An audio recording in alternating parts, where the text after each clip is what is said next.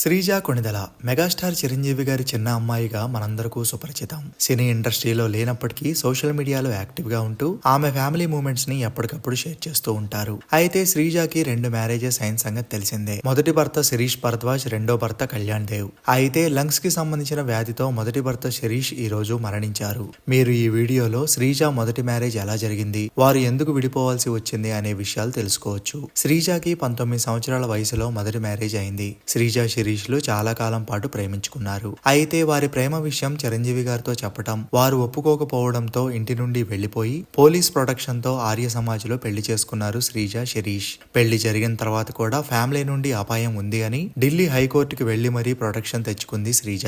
ఆ తరువాత చాలా కాలం పాటు కలిసిమెలిసి ఉన్న శ్రీజ శిరీష్లకు ఒక పాప కూడా ఉంది. పాప పేరు నివృతి. ప్రస్తుతం ఆ పాప శ్రీజ దగ్గరే పెరుగుతోంది. పెళ్లి చేసుకున్నారు, నివృతి పుట్టింది, అంతా బాగానే ఉంది. కానీ సడన్ గా శ్రీజ శిరీష్ల విడాకుల న్యూస్ బయటికి వచ్చింది. కట్నం కోసం శిరీష్ మానసికంగా శారీరకంగా హింసిస్తున్నాడు అని శ్రీజ ఒకరోజు పోలీస్ స్టేషన్ లో కంప్లైంట్ ఇచ్చారు. ఆ తర్వాత ఇద్దరు విడాకులు తీసుకోవడం, మళ్లీ శ్రీజ తన తండ్రి చిరంజీవి గారి దగ్గరికి వెళ్లటం, ఇలా ఒకదాని వెంట మరొకటి జరిగిపోయాయి. అయితే విడాకుల టైంలో శిరీష్ తన పాప నివృతి కస్టడీ తనకి కావాలని కోరారు. కానీ కోర్టు అందుకు అనుమతించలేదు.